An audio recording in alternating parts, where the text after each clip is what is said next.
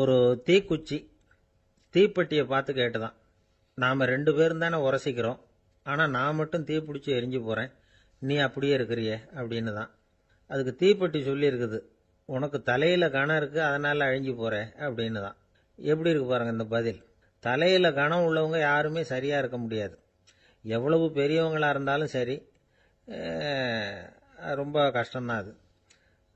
கர்வம்ங்கிறது கூடவே கூடாது. இதை விளக்கறதுக்கு மகான் ஒருத்தர் ஒரு சம்பவத்தை சொல்றார். அர்ஜுனன் தீர்த்த யாத்திரை பண்ணானா. அப்போ தென்னிந்தியாவுக்கு வந்திருக்கிறான். ராமேஸ்வரத்துக்கு போனப்போ அங்கே இலங்கைக்கு கல்லுலாம் அடுக்கி போடப்பட்டிருந்த பாலத்தை பார்த்தானா. ஒரு சின்ன குரங்கு அதுக்கு பக்கத்தில் விளையாடிக்கிட்டு இருந்திருக்கு. அதை பார்த்துட்டு அர்ஜுனன் சிரிச்சிருக்கான். ஏன் சிரிக்கிறேன்னு கேட்டிருக்கு அந்த குரங்கு. ராமன் மிகச்சிறந்த வில் வீரன். அப்படி இருக்கிறப்போ அவன் இலங்கைக்கு அம்புகளாலேயே ஒரு பாலம் கட்டியிருக்கலாம். அதை விட்டுட்டு போயும் உன்ன மாதிரி குரங்குகளை துணையா வச்சுக்கிட்டு இப்படி ஒரு கருங்கல் பாலத்தை கட்டியிருக்கிறானே அப்படின்னு நானா. அம்புகளால் பாலம் கட்ட முடியுமா அப்படின்னு கேட்டுதான் குரங்கு.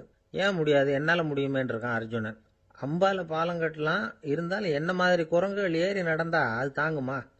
அதனால தான் ராமர் கருங்கல் பாலமே கட்டினார் அப்படின்னுது குரங்கு சொல்லிச்சான். அப்படியே சொல்ற, நான் வேணும்னா இப்போ அம்புகளாலேயே ஒரு பாலத்தை கட்டுறேன், நீ அது மேலே ஏறி நடந்து பார். பாலம் விழுந்துட்டுதுன்னா நான் தீ மூட்டி அதில் குதித்து உயிர் தியாகம் பண்ணி விடுறேன் அப்படின்னு நான் ரொம்ப கோபமா. உடனே அந்த சின்ன குரங்கு பெரிய உருவம் எடுத்துட்டு தான் கையில் கதையோடு அர்ஜுனன் முன்னாடி நிற்கிறான் அனுமன். பார்த்தா, என்னுடைய தலைவர் ராமரையா இழிவா பேசுகிற, நீ இப்போ பாலம் கட்டு, நான் என்னுடைய பலத்தை காட்டுறேன் அப்படின்னு அனுமன். அர்ஜுனன் தன்னுடைய காண்டிபத்தை எடுக்கிறான், சரமாரியா அம்புகளை விடுறான். அதெல்லாம் ஒன்னோட ஒன்று கோத்துக்கிட்டு அப்படியே பாலம் மாதிரி நிற்கிது. அர்ஜுனன் தலை நிமிர்ந்து நின்னான். அனுமன் உயர கிளம்பி அங்கேருந்து பாலத்தில் பொத்துன்னு இறங்கினான். பாலம் அப்படியே நொறுங்கி போச்சு தூள் தூளா. என்ன அர்ஜுனா, இப்போ என்ன செய்ய போற அப்படின்னு நான் ஏளனமா. அர்ஜுனன் தலையை தொங்க போட்டுக்கிட்டான். சொன்னபடி தீ மூட்டி அதில் குதிக்கிறதுக்காக 3 தடவை சுற்றி வந்தான். அப்போது கிருஷ்ணர் அங்கே வந்தார். என்ன அர்ஜுனா, என்ன நடக்குது, என்ன இது அப்படின்னு ஒன்றும் தெரியாத மாதிரி கேட்டார். அர்ஜுனன் வாயை திறக்கிறதுக்கு முன்னாடி அனுமன் வாயை திறந்தான், நடந்ததை சொன்னான். அர்ஜுனன் சவால் விட்டபடி உயிர் திறந்தே ஆகணும்னா அனுமன். கிருஷ்ணர் யோசனை பண்ணார். நல்லது, இந்த சவால் விட்டதுக்கும் நடந்ததுக்கும் யார் சாட்சி? பெரிய ஒருத்தரை சாட்சியாக வச்சுக்கிட்டல்லவா நீங்கள் இந்த போட்டியை நடத்தியிருக்கணும் அப்படின்னார். அதனால் என்ன, இப்போ மறுபடியும் அந்த போட்டியை நடத்திவிட்டா போச்சு, என்னால் அந்த அம்பு பாலத்தை நொறுக்க முடியாதா அப்படின்னு அனுமன். சரி, இப்போ மறுபடியும் அது நடக்கட்டும்னார் கிருஷ்ணர். அர்ஜுனன் அம்பு பாலம் அமைச்சான். அனுமன் ஏறி குதிச்சான். பாலம் அசைஞ்சு கொடுக்கவே இல்லை, அவ்வளோ உறுதியாக இருக்குது. இப்போ அனுமன் தலையை குனிஞ்சுக்கிட்டான். அர்ஜுனன் நன்றியோடு நிமிர்ந்து பார்த்தான். கிருஷ்ணருடைய தோள்கள்லேயும் முதுகலையும் ரத்தம். என்ன சுவாமி, என்ன நடந்ததுன்னு நான் பதறி போய், உன் அம்பு பாலத்தை நான் தான் மூட்டு கொடுத்து தாங்கிட்டு இருந்தேன். அனுமன் குதிச்சப்போ என் மேலே ஏற்பட்ட காயங்கள் இவை. பின்ன உன்னுடைய அம்பு பலத்தினாலேயா பாலம் நின்னுதுன்னு நினைக்கிற அப்படின்னாராம். முதல்ல அர்ஜுனன் அப்புறம் அனுமன் 2 பேருக்குமே கர்வ பங்கம் ஆயிட்டு தான். அதாவது அவங்க கிட்ட இருந்த கர்வம் போயிட்டுது. யாரா இருந்தாலும் கர்வம் கூடாதுங்கிறத இதிலிருந்து நாம புரிஞ்சுக்கணும். இந்த காலத்துல நாமெல்லாம் எந்த விஷயத்துக்கெல்லாம் கர்வப்பட்டு இருக்கோம் தெரியுமா? 2 பெண்கள் தங்களுடைய கணவன்மார்களை பத்தி ரொம்ப பெருமையா பேசிக்கிட்டாங்களாம். அதுல ஒரு அம்மா சொல்லியிருக்கு, என் வீட்டுக்காரர்கிட்ட எந்த சப்ஜெக்ட் கொடுத்தாலும் சரி அந்த விஷயத்தை பத்தி அழகா 1 மணி நேரம் பேசுவார் அப்படின்னாங்களாம். உடனே இன்னொரு அம்மா, அது என்ன பிரமாதம், என் வீட்டுக்காரருக்கு சப்ஜெக்டே தேவையில்லை, விஷயமே இல்லாம நாள் பூரா பேசிக்கிட்டு இருப்பார் அப்படின்னாங்களாம். ஒரே ஒரு ஊர்ல ஒரு பாதிரியார் இருந்தார். ரொம்ப நாள் சந்தோஷமா வாழ்ந்தார். ஒரு நாள் அவர் மடத்து சமையல் அறையில பாத்திரங்களை கழுவி துலக்கி சுத்தப்படுத்திக்கிட்டு இருந்தார். அந்த சமயத்துல ஒரு தேவ தூதன் அவர் முன்னாடி நின்னான். இவர் நிமிர்ந்து பார்த்தார். ஆண்டவர் என்னை உங்ககிட்ட அனுப்பியிருக்கிறார், பரலோகத்தில் வாசம் செய்யறதுக்கு உங்களுக்கு நேரம் வந்துட்டுது அப்படின்னு அந்த ஆள். ஆண்டவருக்கு என்னோட ஞாபகம் வந்ததுக்கு நன்றி. ஆனாலும் இப்போ இங்கே நீயே பாரு, எவ்வளவு பாண்டங்கள் பாக்கி இருக்கு, இவ்வளவையும் நான் சுத்தப்படுத்த வேண்டியிருக்கு. நான் நன்றி கெட்டவனாக இருக்க விரும்பலை. இந்த பணியை முடிக்கிற வரைக்கும் என்னுடைய பரலோக வாழ்வை தள்ளி வைக்க முடியுமா, நீ என்ன நினைக்கிற அப்படின்னு கேட்டார். தேவதூதன் தனக்கே உரிய விவேகத்தோட அன்போட பாதிரியாரை பார்த்தான். சரி, என்ன செய்யலாம்ங்கிறத அப்புறம் சொல்கிறேன் அப்படின்னு சொல்லிவிட்டு புறப்பட்டு போயிட்டான். ஒரு நாள் அந்த பாதிரியார் தோட்டத்தில் உள்ள களைகளை எல்லாம் ஒரு களை கொத்தியால் கொத்தி களை எடுத்துக்கிட்டு இருக்கிறார். அந்த சமயத்தில் இந்த தேவதூதன் மறுபடியும் அவர் முன்னாடி வந்து நிற்கிறான். பாதிரியார் பார்த்தார். இதை பாரு, இந்த தோட்டம் பூராவும் எவ்வளவு களை மண்டி கிடக்கு, பரலோகம் கொஞ்ச காலம் எனக்காக பொறுத்திருக்கலாம்னு நீ நினைக்கிறியா அப்படின்னு கேட்டார். தேவதூதன் சிரிச்சுக்கிட்டே மறுபடியும் மறைஞ்சிட்டான். மறுபடியும் அவர் களை எடுக்கிறது, தானிய களஞ்சியத்துக்கு வர்ணம் பூசுறது, இப்படிப்பட்ட வேலைகளில் ஈடுபட்டிருக்கார். இன்னொரு நாள் ஒரு மருத்துவமனையில் நோயாளிகளை கவனிச்சுக்கிட்டு ரொம்ப தீவிரமாக இருக்கிறார் அந்த பாதிரியார். ஒரு நோயாளியோட தாகத்துக்கு தண்ணீர் கொடுத்துட்டு நிமிர்ந்து பார்க்குறப்போ தேவதூதன் மறுபடியும் அவர் முன்னாடி வந்து நிற்கிறான். இந்த தடவை பாதிரியார் தன்னலமற்றவராக பேரன்பை காட்டக்கூடிய வகையில் தன்னுடைய 2 கைகளையும் உயர்த்தியபடி தேவதூதனின் கவனத்தை வந்து பிணியால் வாடக்கூடிய நோயாளிகளின் பக்கம் திருப்பினாராம். தேவதூதன் ஒன்றும் சொல்லலை, மறைஞ்சிட்டான். அன்னைக்கு சாயந்தரம் பாதிரியார் வந்து மடத்தில் உள்ள தன்னுடைய அறைக்கு போய் இளைப்பாறினார். யோசிச்சு பார்த்தார். தேவதூதனையும் தேவதூதனின் விருப்பத்தையும் பல நாள் தள்ளி போட்டு வந்ததையும் அவர் ரொம்ப நினச்சி பார்த்தார். திடீர்னு தான் வந்து முதுமை அடைகிறதையும் சோர்வு அடைகிறதையும் உணர்ந்தார். ஆண்டவரை நினைச்சார். ஆண்டவரே, உம்முடைய தூதனை மறுபடியும் என்கிட்ட அனுப்புனா நான் சந்திக்கிறதுக்கு ஆவலாக இருக்கேன் அப்படின்னு சொல்கிறப்பவே தேவதூதன் பக்கத்தில் வந்து நின்னான். பாதிரியார் நிமிர்ந்து பார்த்தார். நீ இப்போவே என்னை அழைச்சிக்கிட்டு போக விரும்பினா நான் பரலோகத்துக்கு வர்றதுக்கு தயாராக இருக்கேன்னார். தேவதூதன் அந்த பாதிரியாரை அன்போடவும் விவேகத்தோடவும் பார்த்து, நீங்கள் வந்து என் கூட பரலோகத்துக்கு வர்ற தயாராக இருக்கிறதா சொல்கிறீங்க, ஆனால் நீங்கள் இதுவரைக்கும் வேற எங்கே இருந்ததா நினைக்கிறீங்க அப்படின்னு நானும். அப்படின்னா இதுவரைக்கும் இருந்த இடம் தான் பரலோகம் அப்படிங்கிறத உணர்த்தியிருக்கிறான். பரலோகம்னா என்னன்னு புரிஞ்சுக்கிறதுக்கு இந்த சம்பவம் நமக்கு உதவியாக இருக்குது. தொண்டு செய்கிறத விட பெரிய செயல் வேற எதுவும் இருக்க முடியாது. அது நம்ம மனசுக்கு கொடுக்குற சுகத்தை வேற எதுவும் கொடுக்க முடியாது.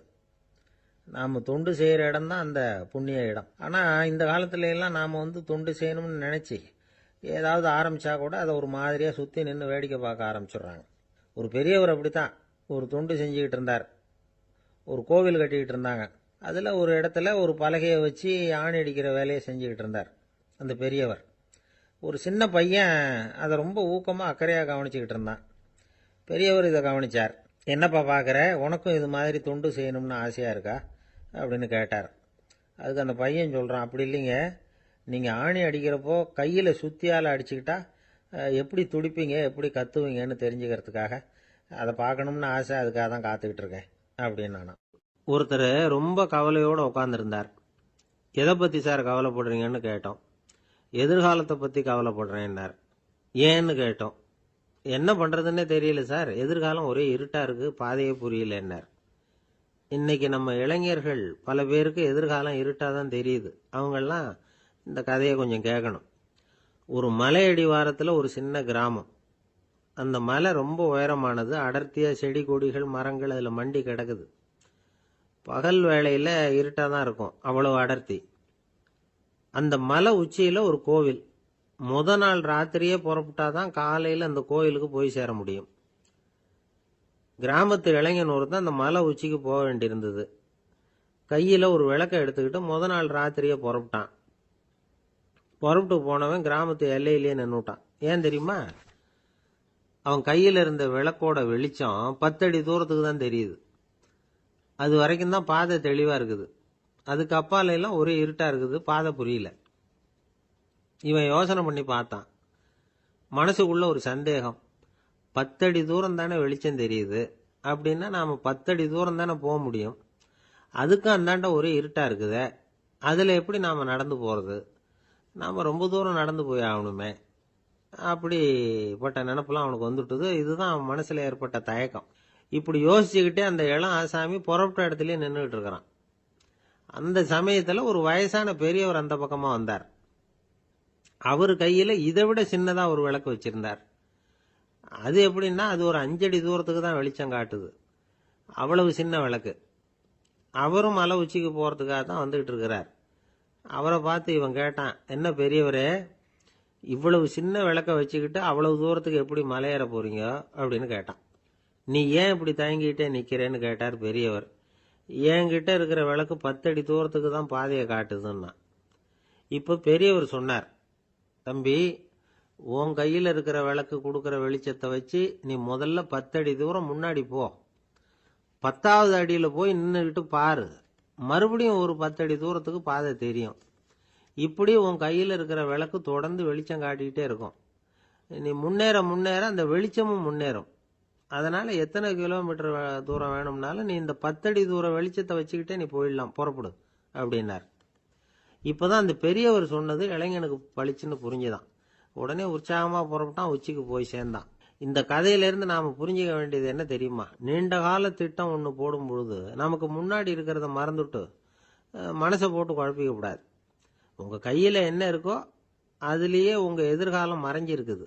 கண் முன்னாடி தெரியறத வச்சு ஆரம்பிங்க, போக போக வழி தானா புலப்படும் அப்படிங்கிறார் ஒரு பெரியவர். பெரிய பயணங்களை எல்லாம் இப்படிதான் நடத்த வேண்டியிருக்கும். ஒவ்வொரு அடியா எடுத்து வச்சா ஓடி போய் சேர்ந்து விடலாம். மலைச்சு போய் நின்றுட்டா நின்றுகிட்டே இருக்க வேண்டியதுதான். நம்ம ஆள்லாம் ரொம்ப மோசமா இருக்கிறாங்க. ஒருத்தன் அப்படிதான் நீண்ட தூர பிரயாணம் ஒன்று புறப்பட்டான். ரயில் போய்கிட்டே இருந்தது. கொஞ்ச தூரம் போச்சு, பாதி வழியில கையில வச்சிருந்த டிக்கெட்டை காத்துல விட்டுட்டான்.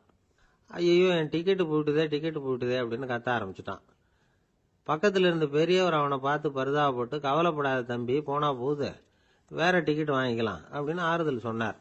அதுக்கு அவன் சொல்றான், சார், நான் அதுக்காக அழல, அந்த டிக்கெட்டு கிடைச்சாதானே நான் எந்த ஊருக்கு போகணுங்கிறது எனக்கு தெரியும் அப்படிங்கிறான். ஒரு குரு, இளம் சீடர்கள் எதிரில் உட்காந்துருக்கிறாங்க. குரு பாடம் நடத்திக்கிட்டு இருக்கிறார்.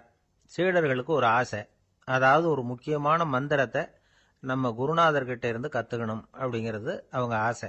அது என்ன மந்திரம்னா, இறந்தவரை உயிர்ப்பிக்கக்கூடிய புனித மந்திரம்.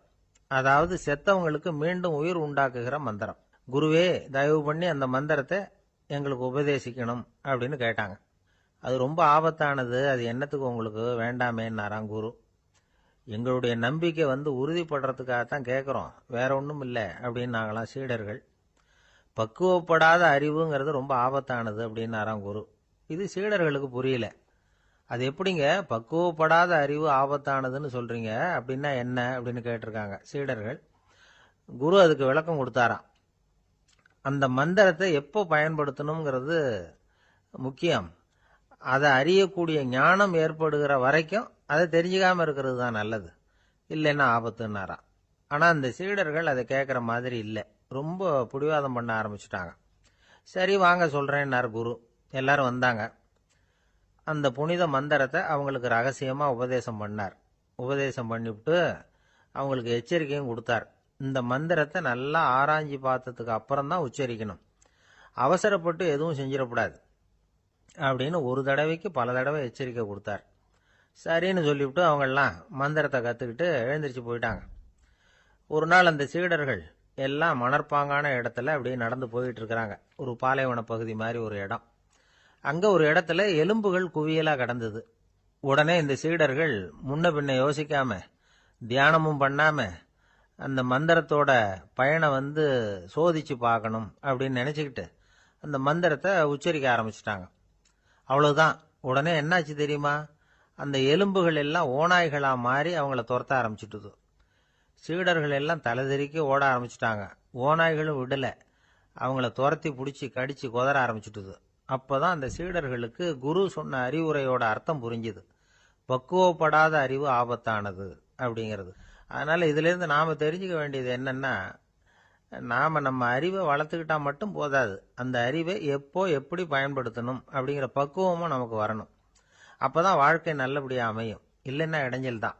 இந்த காலத்துல சில சின்ன பிள்ளைங்களுக்கே அறிவு ரொம்ப பக்குவப்பட்டிருக்குங்கிறத உணர முடியுது. ஒரு சின்ன பையன் பள்ளிக்கூடத்தில் மார்க் லிஸ்ட் கொடுத்தாங்க, வாங்கிக்கிட்டு அவசரமா வீட்டுக்கு ஓடினான். எதிரில் வந்த ஒருத்தர் கேட்டார், என்ன அவசரம், ஏன் இப்படி வேகமா ஓடுறேன்னார். எங்க அம்மா கிட்ட அடி வாங்கணும், அதுக்காக தான் ஓடுறேன்னா. அடி வாங்கறதுக்கா இவ்வளவு அவசரம்னார் அவரு. அப்படி இல்லைங்க, நான் போறதுக்குள்ள எங்க அப்பா வீட்டுக்கு வந்துட்டாருன்னா அவர்கிட்ட அடி வாங்க வேண்டியிருக்கும், அதை அவாய்ட் பண்றதுக்காக இப்படி ஓடுறேன் அப்படின்னு அந்த பையன். ஒரு ஊர்ல ஒரு ஞானி இருக்கிறார், ரொம்ப பெரிய ஞானி, ரொம்ப வயசாயிட்டுது. கடைசி காலத்துல அவர்கிட்ட சில பேர் வந்தாங்க. உங்க குரு யார் அப்படின்னு கேட்டாங்க. அவர் நிமிர்ந்து பார்த்தார். எனக்கு ஆயிரக்கணக்கான குருமார்கள் உண்டு, அவங்க பேரெல்லாம் சொல்லணும்னா இந்த காலம் பத்தாது, ஆனா முக்கியமான ஒரு 3 பேரை பத்தி மட்டும் உங்களுக்கு சொல்றேன் அப்படின்னாராம். அப்புறம் சொன்னார், அந்த 3 பேர்ல ஒருத்தன் ஒரு திருடன். ஒரு சமயம் ஒரு பாலைவனம் வழியா நான் போய்கிட்டு இருந்தேன். அப்போ வழி தவறி போய் ஒரு கிராமத்துக்கு போயிட்டேன். அது இருட்டு நேரம். நடுராத்திரி, ஊரே உறங்கி போச்சு. அந்த நேரத்தில் ஒரு ஆள் மட்டும் ஒரு வீட்டு சுவத்தில் ஏதோ பண்ணி உள்ளே நுழையிறதுக்கு முயற்சி பண்ணிட்டு இருக்கிறான். அவங்கிட்ட போய் நான் இன்னைக்கு இங்கே எங்கே தங்க முடியும் அப்படின்னு கேட்டேன். அதுக்கு அவன், இந்த ராத்திரி வேளையில் அது ரொம்ப சிரமம், ஒரு திருடனோட உங்களால் தங்க முடியும்னா நீங்கள் என்னோட தங்கலாம் அப்படின்னா. நான் அவங்க கூட 1 மாதம் தங்கியிருந்தேன். ஒவ்வொரு நாள் ராத்திரியும் இப்போ நான் என்னுடைய வேலைக்கு போகிறேன், நீங்கள் ஓய்வு எடுத்துக்கோங்க அப்படின்னு சொல்லிவிட்டு போவான். அவன் திரும்பி வந்த உடனே உனக்கு ஏதாவது கிடைச்சிதான்னு நான் கேட்பேன். அதுக்கு அவன், இன்னைக்கு ராத்திரி ஒன்றும் இல்லை, நாளைக்கு மறுபடியும் முயற்சி பண்ணுவேன் அப்படின்பா. எப்பவும் அவன் நம்பிக்கை இழந்ததே கிடையாது, எப்பவும் சந்தோஷமாகவே இருப்பான். நானும் ரொம்ப காலமாக தியானம் பண்ணிக்கிட்டே இருந்தேன், ஒன்றுமே நடக்கலை. ஆனால் நான் என்ன பண்ணேன் தெரியுமா? மனசு வருத்தப்படும், நம்பிக்கை இழந்துருவேன். அப்போல்லாம் அந்த திருடனுடைய விடாமுயற்சி தான் ஞாபகத்துக்கு வரும். அதனால் அந்த திருடன் எனக்கு ஒரு குரு. என்னுடைய 2வது குரு யாருன்னா அது ஒரு நாய். இது எப்படின்னா, ஒரு சமயம் எனக்கு ரொம்ப தாகமாக இருந்தது. ஒரு நதியை நோக்கி போய்கிட்டு இருந்தேன். அப்போ ஒரு நாயும் வந்தது. அதுக்கும் தாகம். ஓடி வந்து ஆற்றை பார்த்தது. அதோட நிழல் வந்து ஆற்றுல தெரிஞ்சது. அதை பார்த்ததும் பயந்துட்டுது. அதாவது அது தன்னுடைய சொந்த உருவத்தையே கண்டு பயந்தது. அதை பார்த்து குறைக்குது, திரும்பி ஓடிச்சு. ஆனால் அதுக்கு தாகம் அதிகமாக இருந்ததுனால அது மறுபடியும் திரும்பி வந்தது. பார்த்தா மறுபடியும் தண்ணியில் நாயோட உருவம் தெரியுது. இப்படி சில தடவை பண்ணிச்சு. இருந்தாலும் கடைசியில் தண்ணியில் குதிச்சுட்டுது துணிஞ்சி. இப்படி குதித்த உடனே அதோட உருவமும் மறைஞ்சுட்டுது. இதை பார்த்தேன். நான் என்ன புரிஞ்சுக்கிட்டேன்னா, எவ்வளவுதான் பயம் இருந்தால் கூட ஒருத்தன் தைரியமாக காரியத்தில் இறங்கணும் அப்படிங்கிறத புரிஞ்சுக்கிட்டேன். இந்த போதனை அந்த நாய்கிட்ட இருந்து எனக்கு கிடைச்சிது. இது ஒன்று. அடுத்தது என்னுடைய 3வது குரு யாருன்னா அது ஒரு சின்ன குழந்தை. நான் ஒரு சமயம் ஒரு நகரத்துக்கு போனேன். அங்கே ஒரு குழந்தை எரிகிற மெழுகுவத்தி ஒன்று எடுத்துக்கிட்டு வந்தது. நான் அந்த குழந்தைய பார்த்து வேடிக்கையாக கேட்டேன், ஏன் பாப்பா, இந்த மெழுகுவத்தியை நீயாவே கொளுத்துனியா அப்படின்னு கேட்டேன். ஆமான்னுது அந்த குழந்தை. சரி, இந்த மெழுகுவத்தி முன்னாடி எரியாமல் இருந்தது, இப்போ எரியுது. இந்த மெழுகுவத்திக்கு வெளிச்சம் எங்கேருந்து வந்தது, அதை எனக்கு காட்ட முடியுமா அப்படின்னு கேட்டேன் அந்த குழந்தைகிட்ட. இதுக்கு அந்த குழந்தை சிரிச்சுக்கிட்டு அந்த மெழுகுவத்தியை ஊதி அணைச்சுட்டுது. அதுக்கப்புறம் என்னை பார்த்து கேட்டுது, இப்போ இந்த மெழுகுவத்தியின் வெளிச்சம் போனதை பார்த்தீங்க இல்லையா, அது எங்கே போச்சுன்னு எனக்கு சொல்லுங்க அப்படின்னுது. அந்த குழந்தை இப்படி கேட்டதும் என்கிட்ட இருந்த ஆணவம் அழிஞ்சுட்டுது. நான் படித்ததெல்லாம் அந்த வினாடியில் சுக்கு நூறாக போயிட்டுது. என்னுடைய முட்டாள்தனத்தை நான் உணர்ந்தேன் அப்படின்னு இவ்வளவும் அந்த ஞானி விவரமாக சொன்னாராம். அதனால் நாம் இன்னார்கிட்ட இருந்து தான் இதை கற்றுக்கணுங்கிறது இல்லை, யாருக்கிட்டே இருந்தும் எதையும் கற்றுக்கலாம். நம்மால் ஒருத்தன் ஒரு நாய் வளர்த்துக்கிட்டு இருந்தான். அந்த நாய்க்கு வால் கிடையாது. யாரோ ஏற்கனவே வெட்டி எடுத்துட்டாங்க. இந்த நாய் தான் சார் எனக்கு குரு, அதுகிட்டே இருந்து கூட நான் பாடம் கற்றுக்கிட்டு இருக்கிறேன் அப்படின்னா. அப்படி என்ன கற்றுக்கிட்டேன் அந்த வால் இல்லாத நாய்கிட்டே இருந்து அப்படின்னு கேட்டோம். நாம் யாருக்கிட்டையும் வாலாட்டக்கூடாது அப்படிங்கிற பாடத்தை அதுகிட்டே இருந்து தான் நான் கற்றுக்கிட்டேன் அப்படின்னா. ரொம்ப நாளைக்கு முன்னாடி ஒரு நாள் கோவலன் நாடகம் நடந்தது. எங்கள் மதுரையில் நடந்தது. அதில் ஒரு முக்கியமான கட்டம், கண்ணகி கிட்ட சிலம்பை வாங்கிக்கிட்டு அதை விற்கிறதுக்காக மதுரை நகருக்கு புறப்படுறான் கோவலன். அந்த சமயத்தில் கண்ணகி பாடுற மாதிரி ஒரு நாடக பாடல் நாடக ஆசிரியர் எழுதினது. அது என்ன பாட்டுன்னா, மா பாவியோர் கூடி வாழும் மதுரைக்கு மன்னா போகாதீர் என்று அப்படின்னு ஆரம்பிக்கும் அந்த பாட்டு. இதுதான் அந்த பாட்டு. இதை கண்ணகி மேடையில் பாடின உடனே கூட்டத்தில் சலசலப்பு. நம்ம ஊர்லேயே நமக்கு முன்னாடியே நின்றுக்கிட்டு மா பாவியோர் கூடி வாழும் மதுரை அப்படின்னு சொல்கிறாங்களே, என்ன தைரியம் அப்படின்னு எல்லாம் குழப்பம் பண்ண ஆரம்பிச்சிட்டாங்க. மக்கள் சத்தம் போட ஆரம்பிச்சிட்டாங்க. எதிர்ப்பு குரல் அது பாட்டுக்கு வர வர அதிகமாக போட்டுது. கொண்டுகிட்டு வா அந்த நாடக ஆசிரியரை, எழுதுனது யார் அப்படின்னு ஒரே சத்தம், கூச்சல். வேற வழி இல்லை. மெதுவாக மேடைக்கு வந்தார் அந்த நாடக ஆசிரியர். 4 பக்கத்திலிருந்தும் கேள்வி கணைகள். மக்களை பார்த்து கொஞ்சம் அமைதியாக இருங்கோ அப்படின்னு சொல்லிவிட்டு தன்னுடைய விளக்கத்தை சொல்ல ஆரம்பித்தார் அந்த நாடக ஆசிரியர். மா அப்படின்னு சொன்னால் திருமகளாகிய லட்சுமி அப்படின்னு அர்த்தம். பா அப்படின்னா கலைமகளாகிய சரஸ்வதி. வி அப்படின்னா மலைமகளாகிய பார்வதி. மா பாவியோர் அப்படின்னா திருமகளும் கலைமகளும் மலைமகளும், இவங்க மூவரும் அப்படின்னு அர்த்தம். இந்த 3 பேரும் வாழ்கின்ற மதுரை புனிதம் நிறைந்தது, சகல செல்வங்களும் நிறைஞ்சது. அப்படிப்பட்ட ஊரில் நான் அணிந்து கொள்ளும் இந்த சாதாரண சிலம்பை யார் வாங்கிக்குவாங்க அப்படிங்கிற எண்ணத்தோட தான் கண்ணகி அப்படி சொல்றா. அதை நினைச்சு தான் நான் எழுதினேன். ஆகவே மதுரையை ரொம்ப சிரமப்படுத்தணும், ரொம்ப மோசமாக எழுதணும் அப்படிங்கிற எண்ணம்லாம் எனக்கு கிடையாது. பெருமைப்படுத்தணும்னு நினச்சி தான் அப்படி எழுதினேன் அப்படின்னு விளக்கம் கொடுத்தாராம். இந்த விளக்கத்தை கேட்டதும் எல்லாரும் ரொம்ப சமாதானம் ஆயிட்டாங்களாம். இப்படி விளக்கம் கொடுத்த அந்த நாடக ஆசிரியர் யார் தெரியுமா? அவர் தான் தமிழ் நாடக உலகின் முதல் ஆசான் சங்கரதாஸ் சுவாமிகள். அவருக்கு நகைச்சுவை உணர்வும் அதிகம். 1920ஆம் ஆண்டு திருநெல்வேலியில் அவர் தங்கியிருக்கிறார் நாடகம் நடத்துறதுக்காக. அவர் தங்கியிருந்த வீட்டில் கொசு மூட்டைப்பூச்சி அதிகமாக இருந்திருக்கு. அவரால் தூங்கவே முடியல. அவர் அனுபவித்த தொல்லைகள் ஒரு பாட்டாக உருவாச்சு. வேடிக்கையாக ஒரு பாட்டு எழுதினாராம். மூட்டையும் கொசுவும் ஒரு வீட்டிலே மீட்டிங் போட்டால் முன்னே நிற்க யாரால் முடியும்? கொசு மோகன ராகம் போல சத்தம் போட்டு முன்னே நின்று செய்திடும் யுத்தம். இதை மறுநாள் நாடகத்தில் கோமாளி வேஷம் போட்ட ஒரு சிறுவனை விட்டு பாட வச்சிருக்காரு. எல்லாரும் சிரிச்சு ரசிச்சாங்களாம். சங்கரதாஸ் சுவாமிகள் கல்யாணமே பண்ணிக்கல, துறவி மாதிரியே வாழ்ந்திருக்கார். தமிழ் நாடக கலைக்கு தன்னையே அர்ப்பணம் பண்ணிட்டவர் அவர். 1922 நவம்பர் மாசத்துல ஒரு நாள் புதுச்சேரியில் அவர் வாழ்க்கை முடிஞ்சுது. அப்போ அவருக்கு வயசு 55. சங்கரதாஸ் சுவாமிகள் நாடக ஆசிரியர் மட்டும் இல்லை, மேடை நாடக இயக்குனர், தயாரிப்பாளர், அவரே ஒரு சிறந்த நடிகர்.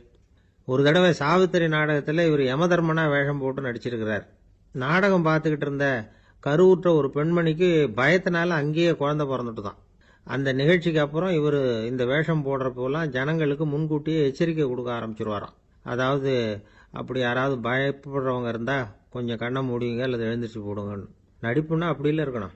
இந்த காலத்தில் நடிகர் ஒருத்தர் சொன்னார், சார் நான் இந்த நாடகத்தில் நடிக்கிறப்போ முகத்தில் நவரசங்களையும் காட்டி நடித்தேன், உணர்ச்சிகளை எல்லாம் நல்லா காட்டி நடித்தேன்.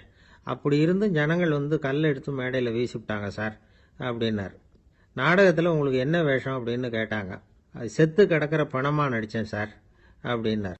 ஒரு காடு, அங்கே புத்தர் அவர் பாட்டுக்கு நடந்து போய்கிட்டே இருக்கிறார். அவருக்கு பின்னாடி ஒரு குரங்கு, அதுவும் தொடர்ந்து வந்துக்கிட்டே இருக்குது. புத்தர் திரும்பி பார்த்தார். குரங்கு அப்படியே குதிச்சு உயர எழும்பி ஒரு கிளையில் போய் உக்காந்துது.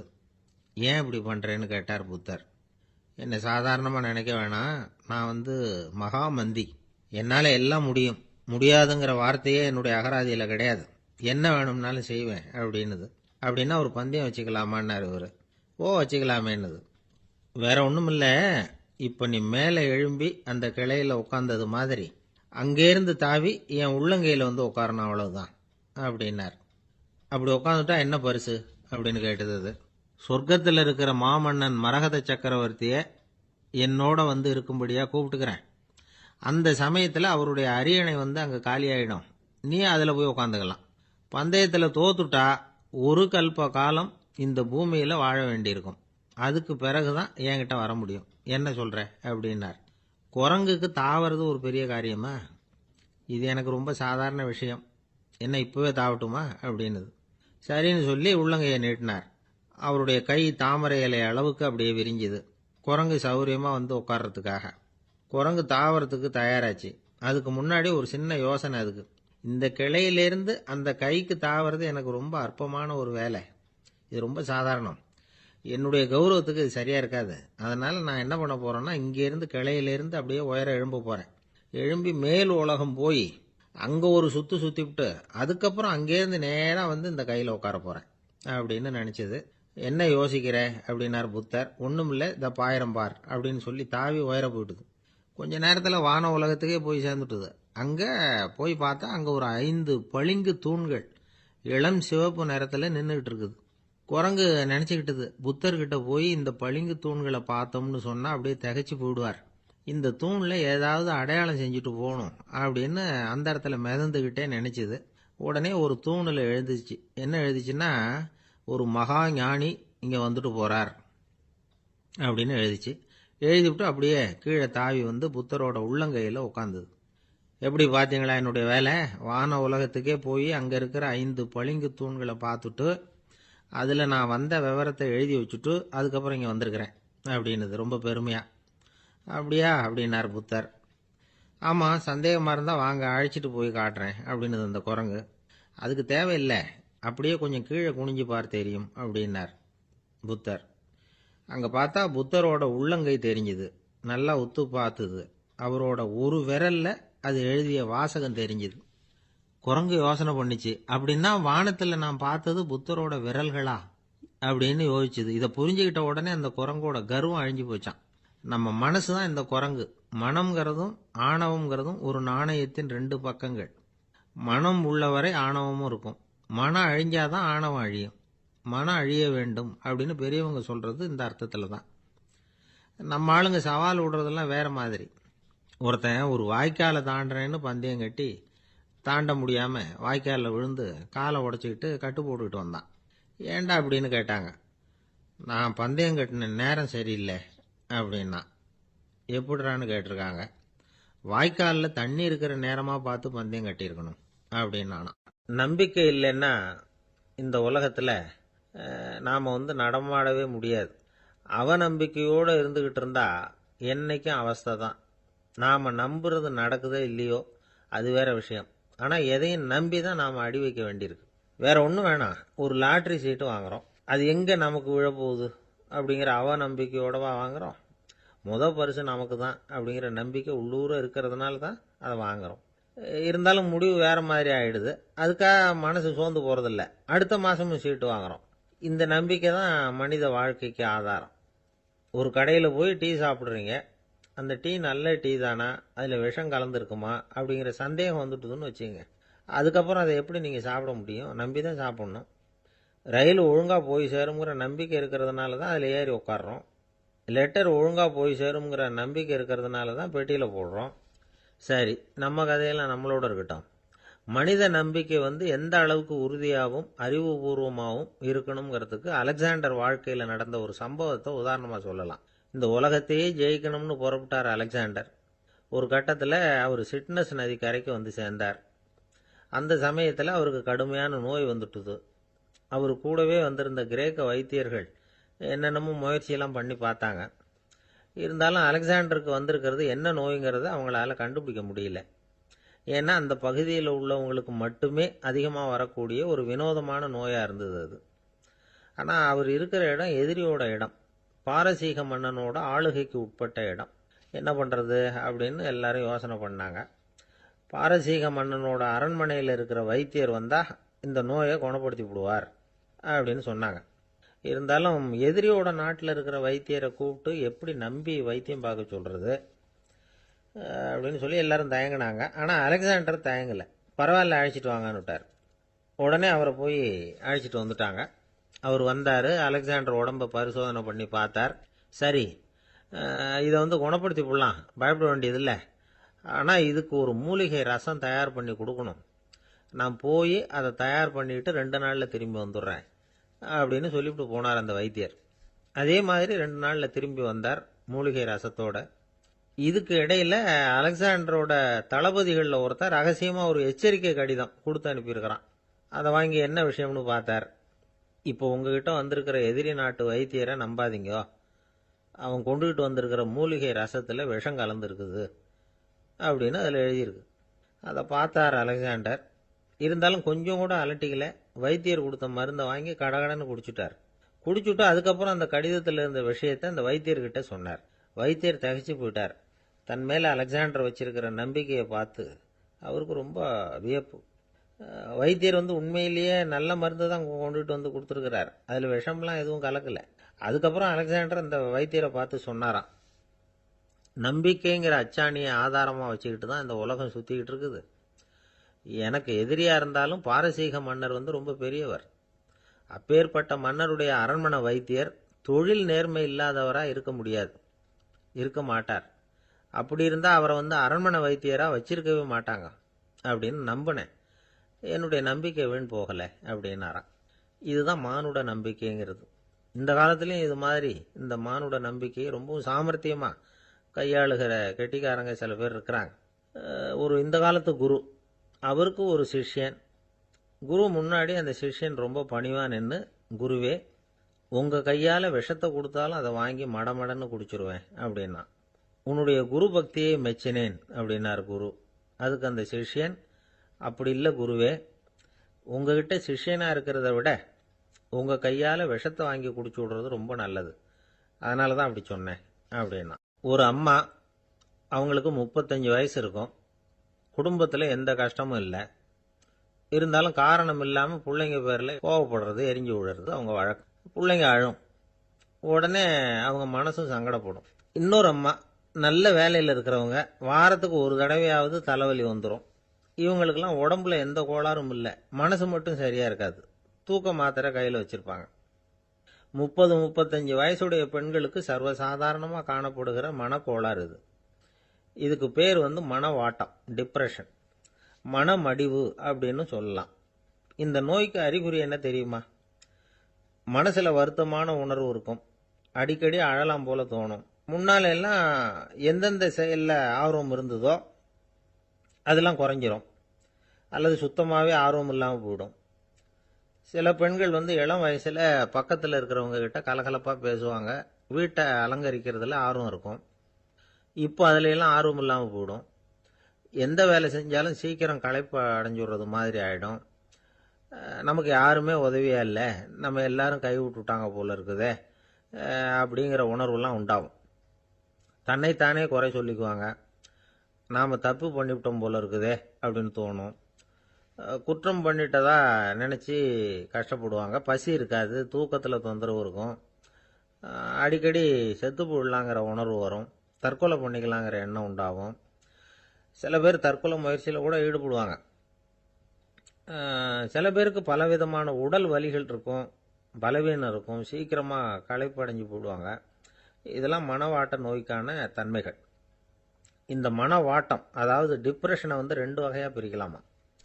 ஒன்று தானாக உண்டாக்கிக்கிறது, இன்னொன்று எதிர் விளைவை உண்டு பண்ணுகிற அல்லது நரம்பு சம்பந்தப்பட்ட டிப்ரெஷன்.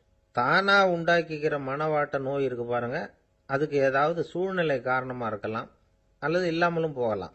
மூளையில் டொப்பாமைன் அல்லது செரட்டோனின் இதோட அளவு குறையும் பொழுது இந்த டிப்ரெஷன் உண்டாகுது.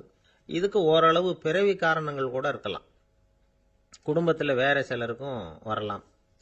பாதிக்கப்பட்ட பெண்ணை பார்க்கறதுக்கு பலவீனமாக தெரியும், கடுமையான குற்ற உணர்வு இருக்கும், தனியாக இருக்கிறதுக்கு ஆசைப்படுவாங்க, நடு ராத்திரியில் எழுந்திரிச்சு உட்காந்து கஷ்டப்பட்டுக்கிட்டு இருப்பாங்க, கொடூரமான முறையில் தற்கொலை பண்ணிக்க முயற்சி பண்ணுவாங்க, தீ வச்சுக்கிறது, அமிலத்தை குடிக்கிறது, தூக்கில் தொங்குறது. இப்படி தானாக வரவழைச்சிக்கிற மனவாட்ட நோய் மறையக்கூடிய நோய். ஒரு தடவை வந்தால் 3லேருந்து 6 மாதம் வரைக்கும் நீடிக்கும். இடைப்பட்ட காலங்களில் நோயாளி இயல்பாக இருப்பார். எதிர் விளைவை உண்டு பண்ணுகிற அல்லது நரம்பு சம்பந்தப்பட்ட மனவாட்ட நோய் எப்படின்னா, கணவன் மனைவி, மாமியார் மருமகள், இப்படிப்பட்ட உறவு முறை பிரச்சனைகள், தோல்விகள், எரிச்சல்கள், ஆபீஸ் பிரச்சனை, இப்படிப்பட்ட சூழ்நிலையால் உண்டாகிறது. எல்லாத்துக்கும் மருந்து இருக்குது, மார்க்கம் இருக்குது, கவலைப்பட வேண்டியதில்லை, தைரியமாக இருக்கணும். உளவியல் மருத்துவம் இதுக்கு ரொம்ப உபயோகமாக இருக்கும். சில பெண்களை பாருங்கள், அவங்க எதுக்கும் அலட்டிக்கிறது இல்லை. ஒரு அம்மா அப்படிதான் தன்னுடைய கணவனை அழைச்சிக்கிட்டு ஒரு மனநோய் மருத்துவர்கிட்ட வந்தாங்க. டாக்டர், எங்கள் வீட்டுக்காரர் திடீர்னு ஒரு மாதிரி ஆயிட்டார், வித்தியாசமாக நடந்துகிறார். எப்படின்னா, இவர் தன்னையே ஒரு ஒட்டடை பூச்சியாக நினச்சிக்கிட்டு இருக்கிறார். அப்படி நினச்சிக்கிட்டு தன்னுடைய தலையாலேயே வீட்டில் உள்ள ஒட்டடையெல்லாம் தொடச்சிக்கிட்டு இருக்கிறார் அப்படின்னாங்க. எவ்வளவு நாளாக அப்படி இருக்குதுன்னு கேட்டார் டாக்டர். 1 வாரம் அப்படி இருக்குது அப்படின்னாங்க அந்த அம்மா. அப்படின்னா முன்னாடியே ஏன் அழைச்சிட்டு வரல அப்படின்னு கேட்டார் டாக்டர். வீடு பூரா சுத்தமாகட்டுமேனு பார்த்துக்கிட்டு இருந்தேன் டாக்டர் அப்படின்னாங்களாம் அந்த அம்மா. என்னுடைய நண்பர் ஒருத்தர், அவருக்கு ஜாதகத்தில் நம்பிக்கை உண்டு, அவரே ஜோசியமெல்லாம் பார்ப்பார். என்ன சார் இந்த காலத்தில் இதையெல்லாம் நம்பிக்கிட்டு இருக்கீங்களேன்னு கேட்டா, உங்களுக்கு ஒன்றும் தெரியாது சார், இந்த உலகத்தில் ஒவ்வொருத்தரும் அவங்கவுங்க செய்கிற நல்லது கெட்டதுக்கு தகுந்த பலனை அனுபவிச்சே தீரணும்பார். அது மட்டும் இல்லை, ஒருத்தன் செத்துட்டா கூட அவன் செஞ்ச பாவ புண்ணியங்கள் கூடவே போயிட்டு இருக்கோம்பார். அது எப்படி கூட போவோம் அப்படின்னு குதர்க்கமாக கேட்டால், அதுக்கு அவர் ஒரு கதை சொன்னார். அது ரொம்ப சுவாரஸ்யமாக இருந்தது. ஒரு ஊரில் ஒருத்தர் இருந்தாராம். அவர் ஜோசியம் பார்க்குறதுல ரொம்ப கெட்டிக்காரரு. ஒருத்தருடைய தலைமுடியை மட்டும் அவர்கிட்ட காட்டினா போதும், அதை மட்டும் பார்த்துட்டு அவருடைய ஜாதகத்தையே சொல்லிவிடுவாராம். அப்பேற்பட்ட திறமை. அந்த ஆள் ஒரு சமயம் கன்னியாகுமரி கடற்கரைக்கு போயிருந்திருக்கிறார். அங்கே கரை ஓரமாக ஒரு மண்டை ஓடு கிடந்திருக்கு, அதை எடுத்து பார்த்துருக்கிறார். அந்த மண்டை ஓட்டை வச்சுக்கிட்டே அதோட ஜாதகத்தை அலசியிருக்கிறார். இந்த மண்டை ஓட்டுக்கு உரிய ஆசாமி வாழ்க்கையில் ரொம்ப கஷ்டப்பட்டுருக்கிறான், நிறைய கஷ்டத்தை அனுபவிச்சிருக்கிறான், அது தாங்க முடியாம தான் கடல்ல வந்து தற்கொலை பண்ணிட்டு இருக்கான் அப்படிங்கிறத அவர் கணிச்சுட்டார். இருந்தாலும் இந்த மண்டை ஓடு இன்னமும் அனுபவிக்க வேண்டியது பாக்கி இருக்கு அப்படிங்கிறதையும் அவர் உணர்றார். அது சரி, ஒருத்த வந்து உயிரோட இருக்கிற வரைக்கும் தானே நல்லது கெட்டதை அனுபவிக்க முடியும். செத்ததுக்கு அப்புறமும் பாக்கி இருக்குன்னா அதை எப்படி அனுபவிக்கிறது? இந்த மண்டை ஓட்டுக்கு இன்னும் கொஞ்சம் பாக்கி இருக்கு அப்படிங்கிறது அவருக்கு புரிஞ்சதே தவிர அதோட அர்த்தம் என்னங்கிறது அவருக்கு சரியா விளங்கல. சரி, இதை இன்னும் கொஞ்சம் விவரமா ஆராய்ச்சி பண்ணி பார்ப்போம் அப்படின்னு நினைச்சுக்கிட்டு அதை தன்னுடைய வீட்டுக்கு எடுத்துட்டு போயிட்டார். அந்த மண்டை ஓட்டை ஒரு பொட்டியில் வச்சு பூட்டினார். தன்னுடைய தனி அறையில் அதை பத்திரமா வச்சுக்கிட்டார். தினமும் ராத்திரி ஆனதும் தன்னுடைய மனைவியை பார்த்து, நீ போய் பூஜை அறையில் தனியாக படுத்துக்கோ அப்படின்னு சொல்லிவிட்டு இவர் தானே ராத்திரி 12 மணிக்கு பொட்டியை திறந்து பார்ப்பார். மண்டை ஓடு அப்படியே இருந்ததே தவிர இன்னும் கொஞ்சம் பாக்கி இருக்குங்கிறதுக்கு அர்த்தம் அவருக்கு விளங்கலை. அந்த மண்டை ஓட்டுக்கு இன்னும் என்ன பாக்கி இருக்க போகுது? இப்படியே ஒரு 10 நாள் போச்சு. அந்த வீட்டம்மாவுக்கு சந்தேகம் வந்துட்டுது. நம்ம வீட்டுக்காரர் நம்மளை தனியாக ஏன் தூங்க சொல்கிறார் அப்படிங்கிற சந்தேகம். உடனே பக்கத்து வீட்டு அம்மா கிட்ட விஷயத்தை சொல்லியிருக்கிறாங்க. அந்த அம்மா உடனே, நீ கவலைப்படாத, நான் கண்டுபிடிச்சி சொல்கிறேன்னு சொல்லிவிட்டாங்களாம். அன்னைக்கு ராத்திரியே ஜன்னல் வழியாக எட்டி பார்த்துருக்குறாங்க. இந்த ஆள் மண்டை ஓட்டை கையில் வச்சுக்கிட்டு அதை திருப்பி திருப்பி அப்படியும் அப்படியும் பார்த்துக்கிட்டு இருந்தது தெரிஞ்சுட்டுது. மறுநாள் காலையில் அவரோட மனைவியை பார்த்தாங்க. ஏம்மா, உன் வீட்டுக்காரருக்கு நீ முதல் மனைவியா 2வது மனைவியா அப்படின்னு கேட்டாங்க. எனக்கு தெரிஞ்ச வரைக்கும் நான் ஒருத்தி தான் அவருடைய மனைவின்னாங்க. அப்படி இல்லை, நீ அவருக்கு 2வது மனைவி. முதல் மனைவியின் மண்டை ஓடு தான் அவர் கையில் இருக்குப்போ, அதை தான் அவர் தினமும் ராத்திரியில் எடுத்து பார்த்துக்கிட்டு இருக்கிறாரு அப்படின்னு விட்டாங்க அந்த அடுத்த வீட்டம்மா. அப்படியா விஷயம்னு சொல்லிவிட்டு கணவன் வீட்டில் இல்லாத நேரமாக பார்த்து அந்த மண்டை ஓட்டை எடுத்து கொண்டாந்து ஒரு உரல்ல போட்டு உலக்கையால் குத்தி நொறுக்க ஆரம்பிச்சுட்டுது அந்த அம்மா. வெளியே போயிருந்த அந்த ஆள் அப்போதான் உள்ளே நுழைஞ்சார். மண்டை ஓடு உலக்கை கிட்ட குத்து வாங்கிட்டு இருக்கு. அது அனுபவிக்க வேண்டியது இன்னும் கொஞ்சம் பாக்கி இருக்கு அப்படிங்கிறதுக்கான அர்த்தம் எனக்கு இப்பதான் புரிஞ்சுதுன்னாராம் அவர். இந்த கதையிலிருந்து நாம இன்னொரு நீதியையும் புரிஞ்சுக்கணும். அதாவது நம்ம வீட்டை பத்தி நமக்கு தெரியாததெல்லாம் அடுத்த வீட்டுக்காரங்களுக்கு நல்லா தெரியும். ஒரு காடு, நல்ல மரம்லாம் செழிச்சு இருந்தது. அப்படிப்பட்ட காட்டில் ஒரு சாது இருந்தார். அவர் எப்படின்னா, எப்பவும் ஒரு மரத்தடியில் உட்காந்துருப்பார். ஏன்னா அவருடைய இருப்பிடமே அதுதான். அவர் என்ன பண்ணுவார், 3 கல் வச்சுருந்தார். செங்கல் மாதிரி இருக்கும், ஆனால் அதை விட கொஞ்சம் பெருசாக இருக்கும். எதுக்கு அந்த 3 கல்லுன்னா, அதுதான் அவருடைய படுக்கை. அதாவது தூங்குறப்ப ஒரு கல்லை தலைக்கு கீழே வச்சுக்குவார், இன்னொரு கல்லை இடுப்புக்கு கீழே வச்சுக்குவார், இன்னொரு கல்லை காலுக்கு கீழே வச்சுக்குவார். உடம்ப வந்து அப்படியே ஒரு தகட்டால் மூடிக்குவார். அப்படியே தூங்கி போடுவார். மழை பெய்யுதுன்னு வச்சுங்க, அவர் உடம்பு வந்து 3 கல் மேலே இருக்குதா, அதனால் தண்ணி வந்து அடியில் ஓடி போடும், உடம்பு நனையாது. மேலே தகடு இருக்கிறதுனால மழையும் உடம்புல படாது. அவர் தூக்கமும் கெடாது, நிம்மதியாக தூங்குவார். பகலில் அந்த 3 கல்லையும் ஒரு சேர ஒரு அடுப்பு மாதிரி வச்சு அது மேலே உட்காந்துக்குவார். அதனால் பாம்பு பூச்சி எதுவும் அவரை வந்து தொந்தரவு பண்ணுறதில்ல. அது பாட்டுக்கு நகர்ந்து போயிடும். அவர் பாட்டுக்கு நிம்மதியாக இருப்பார். யாராவது எதையாவது கொண்டுகிட்டு வந்து கொடுத்தா அதை வாங்கி சாப்பிடுவார், அவ்வளவுதான். ஒரு நாள் அந்த நாட்டு அரசன் காட்டுக்கு வேட்டையாட வந்தான். அந்த வழியாக வந்தப்போ இந்த சாது படுத்திருக்கிறத பார்த்தான். பரிதாபப்பட்டான். ஐயோ பாவம், இவர் இப்படி இந்த கல் மேலே உடம்ப வச்சுக்கிட்டு தூங்குறாரு, என்ன பாடுபடுவார். இவரை நாம் வந்து அரண்மனைக்கு அழைச்சிட்டு போய் சுகமாக நிம்மதியாக இருக்கிறதுக்கு வழி செஞ்சு கொடுப்போம், அது ரொம்ப நல்லாயிருக்கும் அப்படின்னு நினச்சான். அப்படி நினச்சிக்கிட்டே அரண்மனைக்கு வந்துட்டான். அதுக்கப்புறம் ஒரு பல்லக்கையும் 2 சேவகர்களையும் காட்டுக்கு அனுப்பி அந்த சாதுவை மெதுவாக இங்கே அழைச்சிட்டு வந்துடுங்க அப்படின்னு சொல்லி அனுப்பி வச்சான். இவங்க போய் அவர்கிட்ட விவரத்தை சொன்னாங்க. எனக்கு என்னத்துக்கு அரண்மனை வாசம் அப்படின்னார். இருந்தாலும் மன்னர் உத்தரவு, நீங்கள் அவசியம் வரணும் அப்படின்னாங்க இவங்க. சரின்னு சொல்லிவிட்டு வேற வழி இல்லாமல் புறப்பட்டார். புறப்படும் பொழுது என்ன பண்ணாருன்னா, மறக்காமல் அந்த 3 கல் ஒரு தகடு அதையும் எடுத்து பல்லக்கில் வச்சுக்கிட்டார். என்னத்துக்கு இதையெல்லாம் எடுத்து வைக்கிறாரு அப்படின்னு சொல்லி அவங்க யோசனை பண்ணாங்க. இருந்தாலும் அதை பற்றி ஒன்றும் கேட்கல. பேசாமல் அவரை அழைச்சிட்டு போய் அரண்மனையில் விட்டுட்டாங்க. அரசன் ஓடி வந்தான், வரவேற்றான், அறுசுவை உணவு படைச்சான். அவர் படுக்கிறதுக்கு தங்க கட்டில், பட்டு மெத்தை, இப்படி எல்லாம் ஏற்பாடு பண்ணி வச்சான். இங்கே படுத்து ஓய்வு எடுத்துங்க அப்படின்னு சொல்லிவிட்டு அவன் பாட்டு போயிட்டான். மறுநாள் காலையில் வந்து பார்க்குறான், சாது படுத்திருக்கிறார். எப்படி தெரியுமா, அந்த பட்டு மெத்தை மேலே 3 கல்லையும் வச்சு வழக்கம் போலவே அது மேலே படுத்திருக்கிறார். அதுக்கு மேலே தகடு. அரசன் பார்த்துட்டு அதிர்ச்சி ஆயிட்டான். என்ன சுவாமி இப்படி அப்படின்னா, சாது சொன்னார், எனக்கு தேவையும் இல்லை குறையும் இல்லை, எல்லா இடத்துலையும் எனக்கு ஒரே மகிழ்ச்சி தான் அப்படின்னார். மகிழ்ச்சிங்கிறது தங்க கட்டிலேயோ பட்டு மெத்தையிலேயோ இல்லை, அது மனசில் இருக்கிற ஒரு விஷயம். உண்மையான மகிழ்ச்சிக்கு வழி மனப்பக்குவம் அப்படிங்கிறது அந்த அரசனுக்கு புரிஞ்சுதான். இந்த காலத்தில் ஒரு சாமியார், அவரை தேடி ஒரு சீடன் வந்தான். என்னாச்சு தெரியுமா, சுவாமி எனக்கு நிம்மதி வேணும், அதுக்கு என்ன வழின்னு கேட்டான். சாமியார் நிமிர்ந்து பார்த்தார். அப்புறம் சொன்னார், நீ ஏகப்பட்ட பேர்கிட்ட கடன் வாங்கியிருக்கிற, அதையெல்லாம் திருப்பி கொடுத்தாதான் உனக்கு நிம்மதி கிடைக்கும்னார். இவனுக்கு ஆச்சரியம். அது எப்படி சாமி, அவ்வளவு கரெக்டாக நான் கடன் வாங்கினதை கண்டுபிடிச்சிங்க அப்படின்னா. உனக்கு கடன் கொடுத்து சாமியாரா போனதே நான் தான்ப்பா, அதனால தான் இந்த கதிக்கு வந்தேன். என்கிட்டயே நிம்மதிக்கு வழி கேட்குறிய, அதுதான்டா வேதனை அப்படின்னாராம் அவர். ஒரு ஊரில் ஒரு ஆள் இருந்தான். அவனுக்கு ஒரே ஒரு மகள். அவளை நல்ல இடத்துல கட்டி கொடுக்கணும்னு ஆசைப்பட்டான். அதுக்காக மாப்பிள்ளை தேடிட்டு இருந்தான். அவன் கொஞ்சம் வசதியான ஆள், அதனால் நிறைய பேர் வந்தாங்க. இருந்தாலும் ஒரு நல்ல குணமுள்ள மாப்பிள்ளையாக இருக்கணும் அவன் எதிர்பார்த்தான். அப்படி இருக்கணும்னு தொடர்ந்து முயற்சி பண்ணான். கடைசியாக ஒரு 3 பேர் கிடைச்சாங்க. அந்த 3 பேரில் யாரை தேர்ந்தெடுக்கிறது, இதுதான் அவனுக்கு வந்த குழப்பம். இந்த நிலைமையில் ஒரு பெரியவரை தேடி போனான். அவர்கிட்ட தன்னுடைய பிரச்சனையை சொன்னான். அவர் கொஞ்சம் யோசனை பண்ணார். அதுக்கப்புறம் 3 பேரையும் கூப்பிட்டார். இதோ பாருங்கப்பா, உங்கள் 3 பேருக்கும் 3 மாத கால அவகாசம் தர்றேன். நீங்கள் இப்போ போகலாம். 3 மாதம் கழித்து திரும்பி வரலாம்.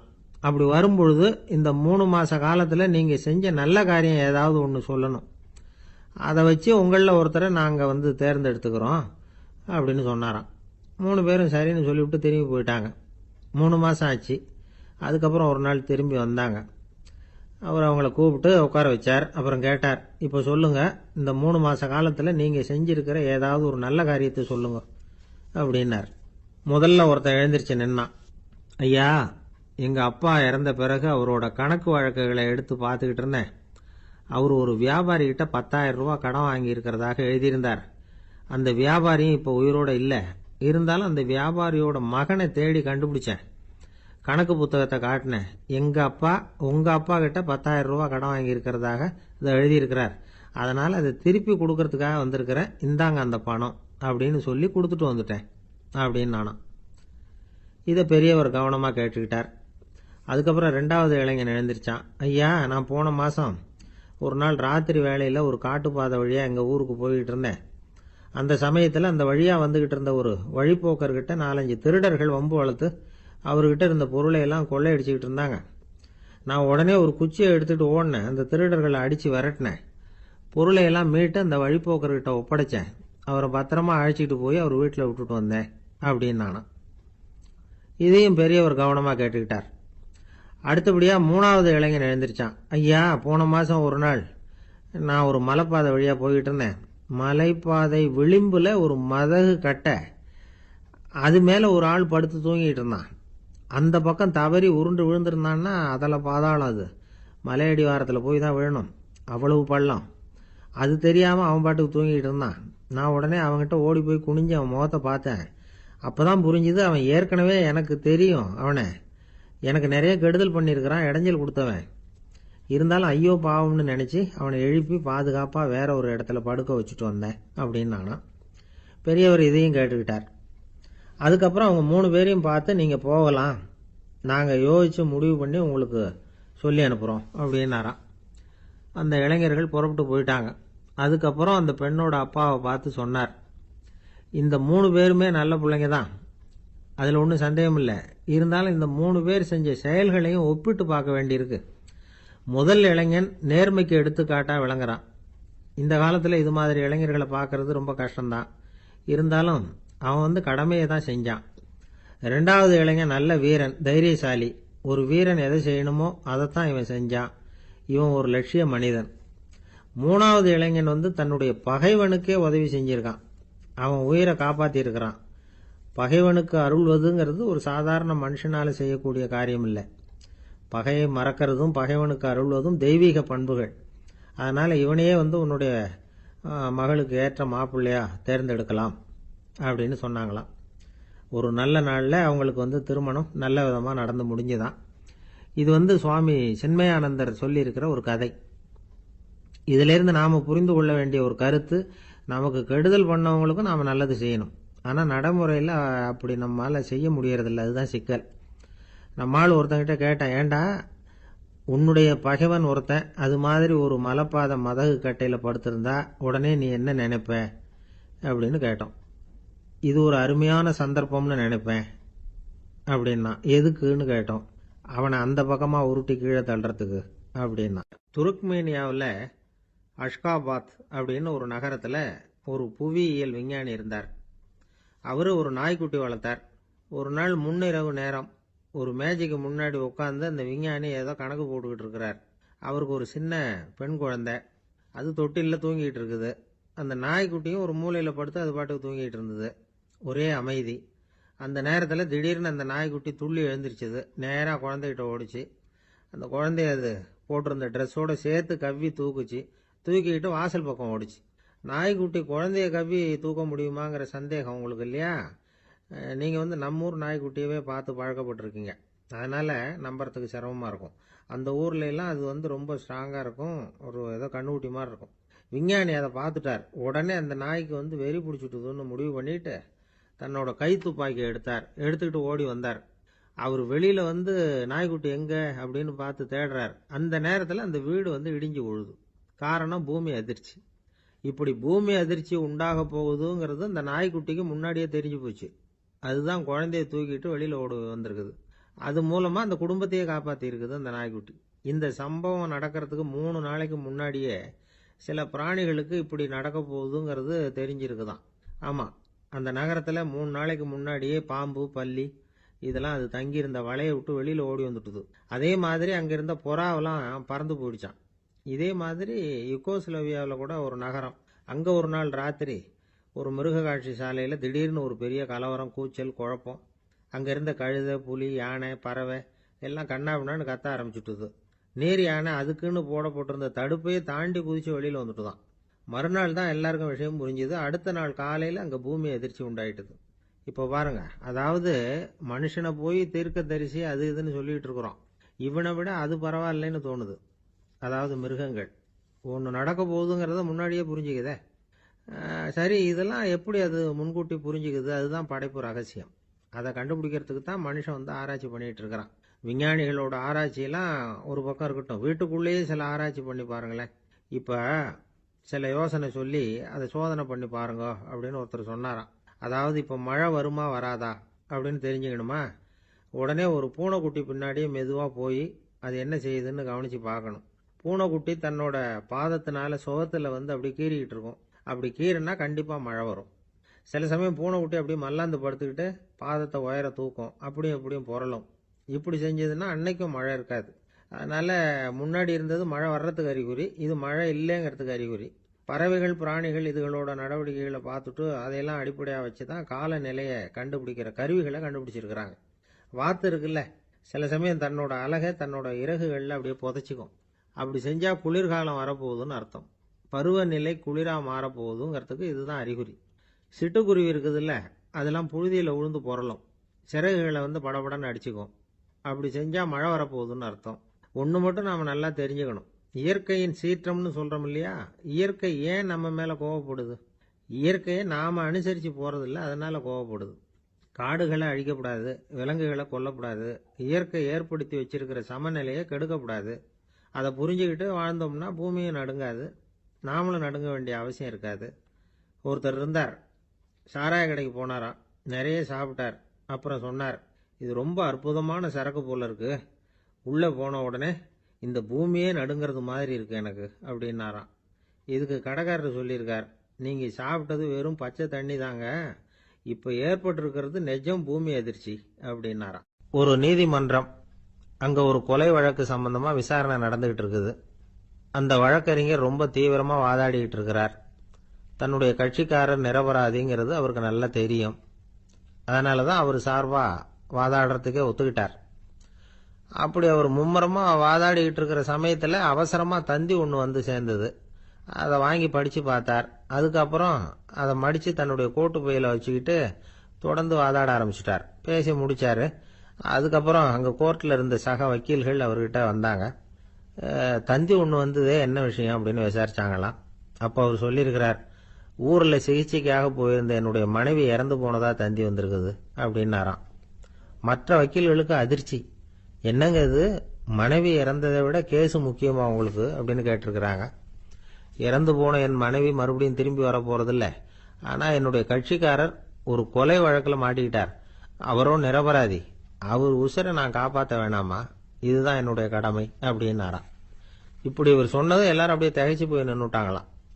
சரி, கடமைக்கு முக்கியத்துவம் கொடுத்த அந்த வழக்கறிஞர் யார் தெரியுமா? அவர் தான் இரும்பு மனிதர் சர்தார் வல்லபாய் பட்டேல். குஜராத் மாநிலத்தில் 1875 அக்டோபர் 31 அன்றைக்கு ஜாவேரி பாய் அப்படிங்கிறவருக்கு 4வது பிள்ளையா அவர் பிறந்தாராம். இந்த ஜாவேரி பாய் யார் தெரியுமா? ஜான்சி ராணி லட்சுமி பாய் போர் படையில ஒரு வீரரா பணிபுரிஞ்சவர். இளம் வயசுல வல்லபாய் படேல் ரொம்ப சிரமப்பட்டு படிச்சிருக்கார். விடாமுயற்சி வெற்றியை கொடுத்தது. கல்லூரியிலையும் காலடி வச்சார். அதுக்கப்புறம் வக்கீல் பட்டத்தையும் வாங்கினார். பிரிட்டிஷ் ஆட்சி நடந்துகிட்டு இருந்த சமயம் குஜராத்தை சேர்ந்த பர்டோலி தாலுகாவில் விவசாயிகள் மேல அரசாங்கம் திடீர்னு நில வரியை வசதி விட்டுதான். ஏழை விவசாயிகள் ரொம்ப கஷ்டப்பட்டிருக்காங்க. அரசாங்கம் வரி செலுத்தாத விவசாயிகளின் நிலங்களை எல்லாம் ஜப்தி செஞ்சுதான். அரசாங்கத்தை எதிர்க்கிறவங்களையெல்லாம் கைது பண்ணி சிறையில் அடைச்சுட்டாங்களாம். சில பேர் வீடு வாசல் ஆடு மாட்டையெல்லாம் விற்று கூட வரி கட்ட வேண்டிய நிலைமைக்கு ஆளாயிட்டாங்க. வழக்கறிஞர் வல்லபாய் படேல் நில வரியை உடனே ரத்து பண்ணணும் அப்படின்னு பம்பாய் கவர்னருக்கு ஒரு கடிதம் எழுதினார். எந்த பலனும் இல்லை. உடனே எல்லா விவசாயிகளையும் அணி திரட்டினார். அதுக்கு தானே தலைமை தாங்கினார். சத்தியாகிரகம் நடத்தினார். அந்த பகுதியில் எந்த வேலையும் நடக்கல. வேற வழி இல்லை. ஆட்சியாளர்கள் உடனே வரியை ரத்து பண்ணாங்க. சிறையில் இருந்தவங்களெல்லாம் வெளில விட்டாங்க. 1928 ஆகஸ்ட் 6 சர்க்காருக்கும் விவசாயிகளுக்கும் இடையில ஒரு உடன்பாடு ஏற்பட்டது. அதுக்கப்புறம் தான் நிலைமை சரியா போச்சான். வல்லபாய் படேலின் பொது சேவையை பாராட்டின பொதுமக்கள் அவருக்கு சர்தார் அப்படிங்கிற பட்டத்தை கொடுத்தாங்களாம். சர்தார்னா தலைவர் அல்லது தளபதினு அர்த்தம். இரும்பு மனிதர்னு இவருக்கு பேரு. இருந்தாலும் நகைச்சுவை உணர்வும் இவருக்கு நிறைய உண்டு. ஒரு தடவை ஒரு பத்திரிகை நிருபர் வந்திருக்கார். சர்தார் பட்டேல் கிட்ட அவருக்கு பிடிச்ச பண்பாடு கலாச்சாரம் எது அப்படின்னு கேட்கணும்னு ஆசை. அதனால அவரை பார்த்து கேட்டாராம், ஏங்க உங்களுக்கு பிடிச்ச கல்ச்சர் எது அப்படின்னு கேட்டிருக்கார். இதுக்கு சர்தார் பட்டேல் சொன்ன பதில் என்ன தெரியுமா? எனக்கு பிடிச்ச கல்ச்சர் அக்ரிகல்ச்சர் அப்படின்னு. காதுங்கிறது எப்பவும் திறந்தே இருக்கக்கூடிய ஒன்று தானே. சில பேர் பேசிக்கிட்டே இருப்பாங்க, நாமும் கேட்டுக்கிட்டே தான் இருப்போம். அவர் என்ன சொன்னாரு திருப்பி சொல்லு அப்படின்னு சொன்னா சொல்ல தெரியாது. காது சரியா கேட்டாலும் நாம பேசுறத மற்றவங்க சரியா கேட்கறாங்களா அப்படிங்கிறது சந்தேகம்தான். இந்த சந்தர்ப்பத்தில் ஒரு உண்மையை நாம புரிஞ்சுக்கணும். அதாவது என்னன்னா, கேட்பதுங்கிறது வேற, கவனிக்கிறதுங்கிறது வேற. அதாவது கேட்கறதுன்னா அது ஹியரிங், கவனிக்கிறது அப்படின்னா அது லிசனிங். கேட்கறதுங்கிறது தன்னிச்சையா நடக்கக்கூடிய ஒரு செயல். இப்போ ஒரு சாலையில நடந்து போயிட்டு இருக்கிறோம். எவ்வளவோ சத்தம் நம்ம காதல விழுந்துகிட்டு இருக்கு. கார் போற சத்தம் கேட்குது, பறவை ஒரு மரத்துல இருந்து கத்துது, அந்த சத்தம் கேட்குது. இப்படி நிறைய காதல விழுந்துகிட்டு இருக்கு. ஆனா கவனிக்கிறதுங்கிறது எப்படின்னா, நம்ம முழு மனசை செலுத்தி உன்னிப்பா கேட்கறது. எத்தனையோ சத்தத்துக்கு நடுவுல தன்னுடைய குழந்தை அழற சத்தத்தை தாய் தெரிஞ்சுக்க முடியுது இல்லையா? அது மாதிரி விவரம் தெரிஞ்சவங்க எல்லாம் என்ன சொல்றாங்கன்னா, கவனித்தல் அதாவது லிசனிங் அப்படிங்கிற செயல்ல 3 அம்சங்கள் இருக்கிறதாக சொல்றாங்க. அது என்ன 3 அம்சங்கள் அப்படின்னா, முதல்ல காதால கேட்கறது, இது முதல் அம்சம். ரெண்டாவது என்னன்னா கேட்டதை புரிஞ்சுக்கிறது. மூணாவது என்னன்னா என்ன புரிஞ்சுக்கிட்டோம்ங்கிறத தெரிவிக்கிறது, ஃபீட்பேக் அப்படின்னு சொல்றமே. அது ஒரு ஆசிரியர் வகுப்புல பாடம் நடத்திக்கிட்டு இருக்கிறார். வெறுமனே கேட்கிற குழந்தை ஒரு காதால வாங்கி இன்னொரு காதால விட்டுடும். அதாவது கேட்கிற குழந்தை அப்படி செய்யும். ஆனா கவனிக்கிற குழந்தை கேட்டதை புரிஞ்சுக்கும். என்ன புரிஞ்சுக்கிட்டேன்னு கேட்டா பதில் சொல்லும். இதுதான் கேட்கறதுக்கும் கவனிக்கிறதுக்கும் உள்ள வித்தியாசம். ஒரு புள்ளி விவர கணக்கு என்ன சொல்லுது தெரியுமா? ஒரு மனிதன் எழுதுறது மூலமா 6% அறிவை பெருக்கிக்கிறானா, எழுதுறது மூலமா. படிக்கிறது மூலமா 19% அறிவை பெருக்கிக்கிறானா. பேசுறது மூலமா 30% அறிவை பெருக்கிக் கொள்ளுகிறான் அப்படின்னு சொல்றாங்க.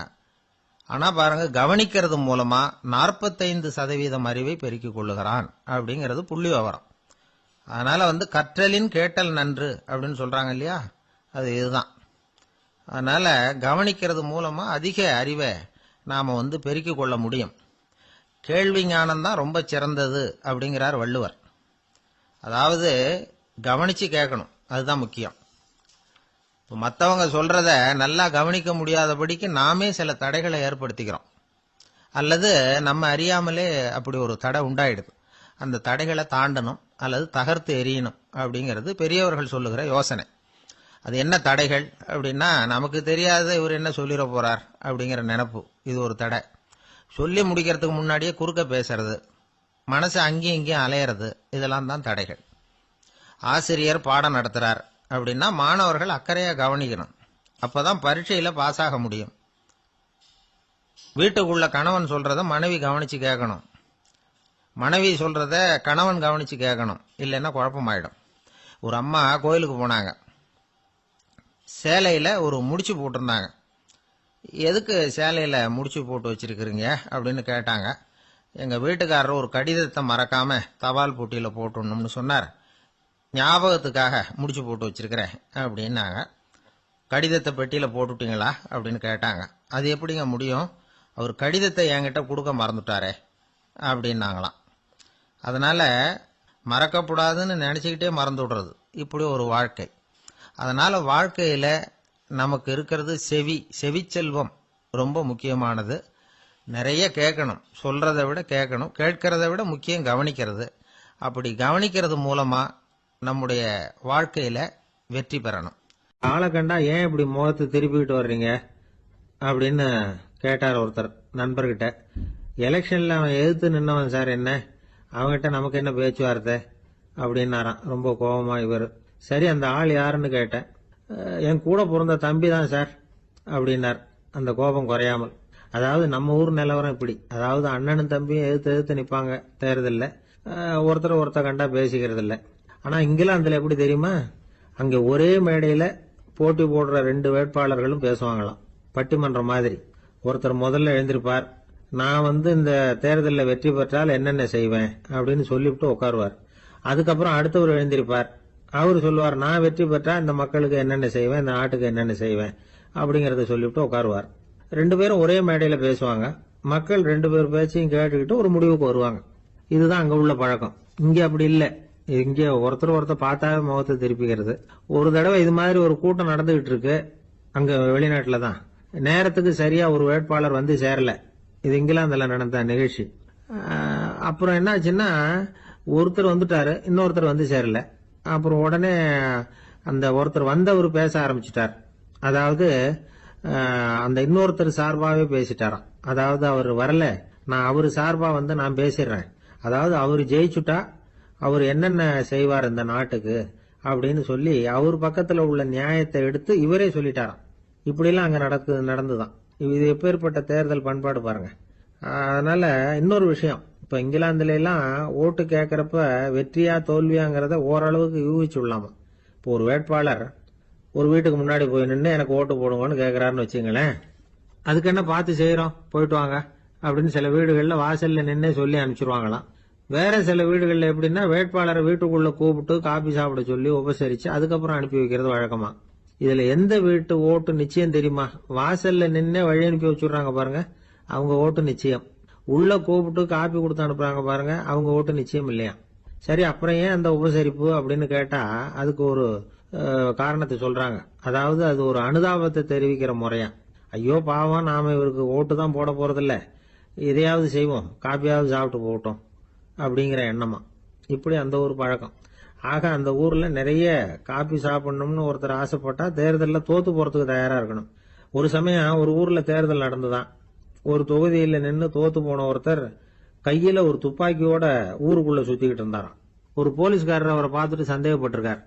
அதனால அவரை தடுத்து நிறுத்தி, என்ன இது துப்பாக்கியோட சுத்துறீங்களேன்னு விசாரிச்சிருக்கார். இதுக்கு அவர் சொன்னாராம், சார், இந்த தொகுதியில மொத்தம் 1,00,000 வாக்காளர்கள், அதுல எனக்கு 10,000 பேர் மட்டும்தான் எனக்கு ஓட்டு போட்டிருக்கிறாங்க. அப்படின்னா எனக்கு வேண்டாதவங்க இந்த தொகுதியில 90,000 பேர் இருக்கிறாங்கன்னு அர்த்தம். இப்படி ஒரு சூழ்நிலையில நான் என்னுடைய பாதுகாப்புக்கு ஆயுதம் இல்லாம நடமாடலாமா அப்படின்னு கேட்டாராம். எவ்வளவு எச்சரிக்கை பாருங்க. நம்ம ஊர்ல சில பேர் ஓட்டு கேட்கிற விதமே தனி.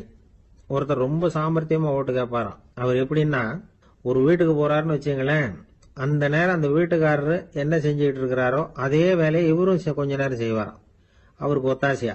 அதுக்கப்புறம் மெதுவா பேச்சு கொடுப்பார், ஓட்டு கேட்பார், இது மாதிரி எலெக்ஷன்ல நிக்கிறேன் கவனிக்கணும்னு. அது மாதிரி ஒரு தடவை அவர் போனப்ப அங்க அவர் என்ன பண்ணிட்டு இருக்காரு, வீட்டுக்கு பின்னாடி மாட்டு கொட்டையில பால் கறந்துகிட்டு இருக்காரு ஒரு பசுமாட்டுக்கிட்ட. அந்த வீட்டுல இவர் ஓட்டு கேட்க போனவர் இவர் ஓடி போய் இன்னொரு சொம்பை எடுத்துக்கிட்டு அதே மாட்டுக்கு இன்னொரு பக்கம் போய் உட்காந்துக்கிட்டு இவரும் பால் கறக்க ஆரம்பிச்சிட்டார். எதிர உட்காந்துட்டு இருக்காரு இவர் இந்த பக்கம் உட்காந்துருக்காரு. கீழே கொஞ்சம் குனிஞ்சு பார்த்தா ஒருத்தர் முகத்தை ஒருத்தர் பார்க்கலாம். கொஞ்ச நேரம் ஆனதுக்கு அப்புறம் இவர் மெதுவா அவர்கிட்ட பேச்சு கொடுத்தாராம், இது மாதிரி நான் எலெக்ஷன்ல நிக்கிறேன், நீங்க ஓட்டு போடணும், அதுக்காக தான் வந்தேன்னாராம்.